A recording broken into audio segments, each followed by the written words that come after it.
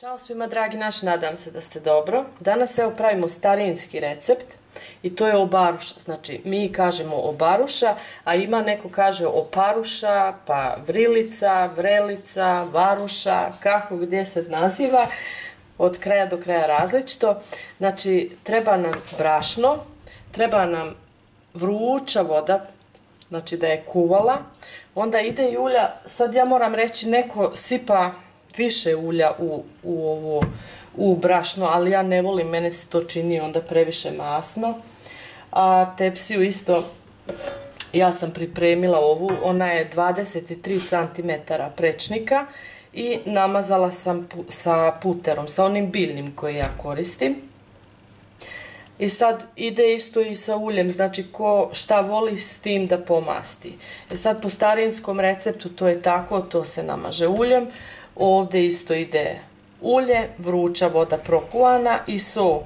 I to onda sad kako ko neko voli da dobro to namasti, onda poslije još da izmesi to tijesto tu i onda tek da raspljoska, ali ko što sam rekla, ja baš ne obožavam, meni je to onda tako premasno. Ja ću vam pokazati onako kako mi volimo jesti, jer to je isto taj recept, neko mi je napisao u komentarima kad ću praviti i eto došlo je vrijeme, kod nas je jutro i gladni smo i hajde onda rekao da napravimo ovo što ide brzo. Znači ja ću staviti, uzela sam 600 grama brašna, to je sad za nas dovoljno, i stavit ću 3 kašike ulja samo. Znači sad ako ko voli da ima više ulja unutra, vi to slobodno. Ja ne volim. I evo sad od prilike, ja ću, to je jedna kašikica tako uvršena soli. Sad da vam ja uzmem kašikicom, ja onda nemam to osjećaj, ja uvijek rukama, to vi znate. I onda ide ta vrela voda, naljeva se. Ja sad eto stavila sam ovo zato što kam ja uvijek to pravim sve od prilike, odoka i ne mjerim, ali sad sam baš stavila vodu u pehar tako da bi znala koliko sam potrošila, pa da vam mogu tačno mjere napisati ukoliko se odlučite da napravite ovaj recept starinski.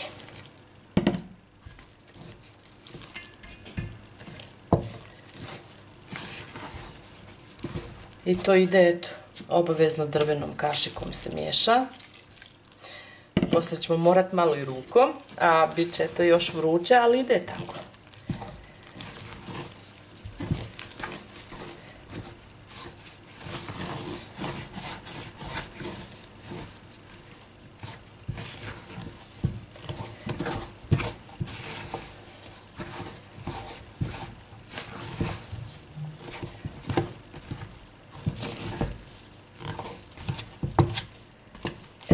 To bi sad trebalo da bude taman.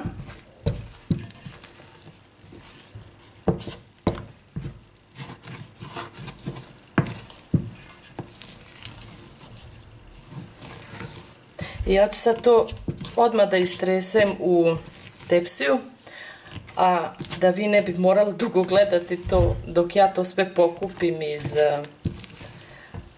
ove vangle, iz činije. Jer ja moram sve da pokupim, ja ne volim da mi ostane šta. A onda to bi vam bilo predugo za gledati. Znači dobro sam promiješala i sad ću to gledati da istresem sve na tepsiju.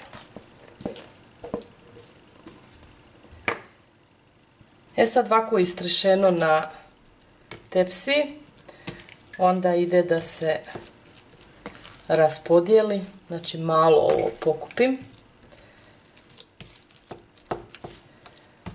sa strana, vruće, ali eto ide, nije baš tako da se ne može trpiti nikako.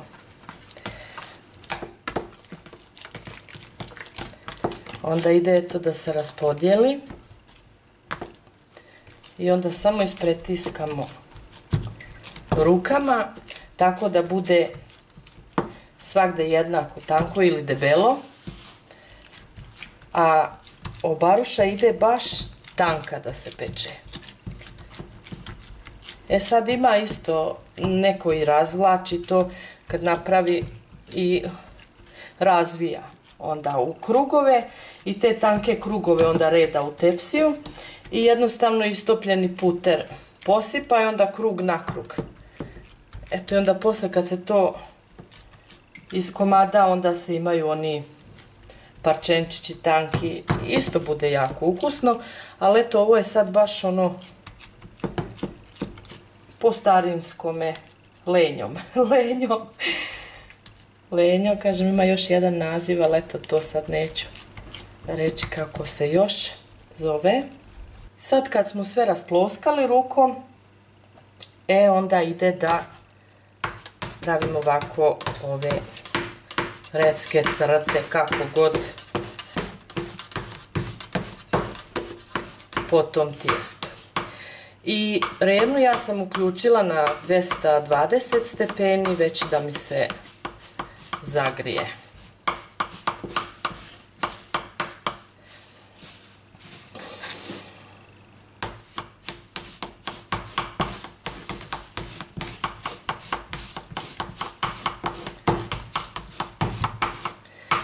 To sad kako ko želi ubadati, to nije ni važno, ali eto idu tako te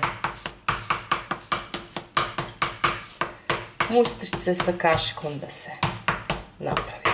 Znači na 220 stepeni to sad ide da se peče, da dobro porumeni. Ja mislim tako 15-20 minuta, ja ću vam sad reći otprilike, a tačno ću vam reći kasnije kad bude gotovo.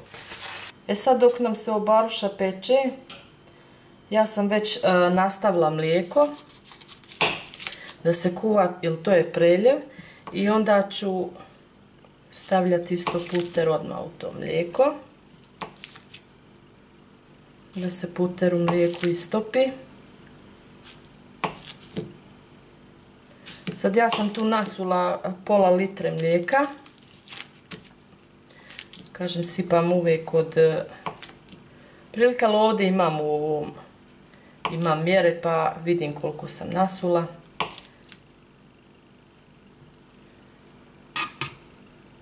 A to sve isto zavisi koliko želite preljeva. I tako ću staviti 100 grama od putera. Sad ću ovdje isto još da ubacim 2 češnja bijelog luka. Znači to nije moranje, vi taj preljev možete da izmijenite po svome ako to neko ne voli.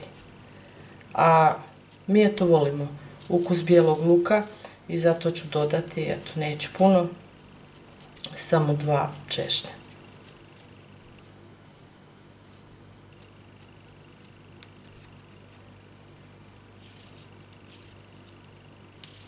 I malo ću isto posoliti, to sad eto možete po ukusu od prilike, ja bih rekla, 1 ravna kašikica soli, ali možete probati. Sad neko isto voli ubacivati sir, mislim to ćemo možda i mi isto na kraju dodati, a sir je slan i onda se ne mora soliti. Samo ima nas koji volimo isto jesti samo ovaj preliv i poslije što se pospeo na pavlaka, pa onda eto moram i taj preliv malo da posolim. Evo i to bi onda bilo to, znači čim mlijeko prokuva to je gotovo. Eto, baruša nam se pekla tu 25 minuta. I sad ćemo je zaliti s ovim prelivom.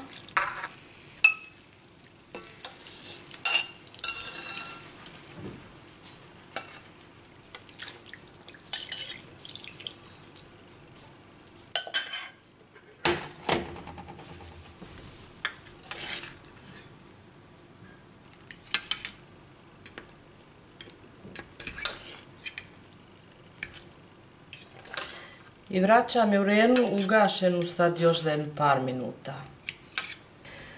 I sad nakon ti par minuta, znači 5-6 minuta, malo ću ovako samo da napravim porcije kako ćemo variti.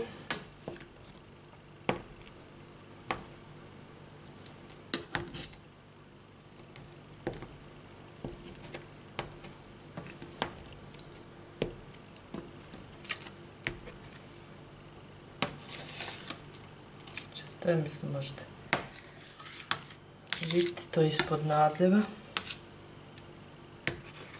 Eto, će se poslije još. Sad ide, ko što sam rekla, volimo pavlaku. Sad to možete po ukusu koliko volite da stavite. Neko to je to odmah isto i kuva sa mlijekom. Ko voli da koristi pavlaku. Ali ja ne kuvam, ja to poslije tako razmažem.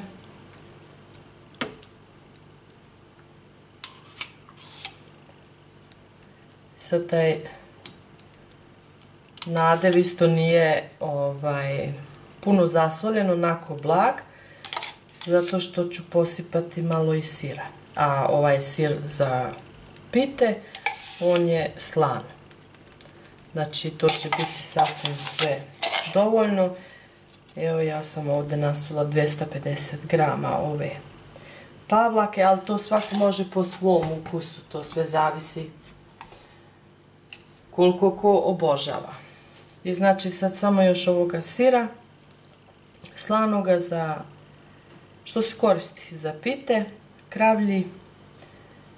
Izmrte, eto, po želji koliko ko hoće i to poslije može se i porcionirati, vaditi. Jednostavno smo porcije, eto, već i napravili. I tako se to jede i kažem, neko voli nadeva tog preljeva više, neko manje, pa to onda, eto, sve može svako po svom ukusu.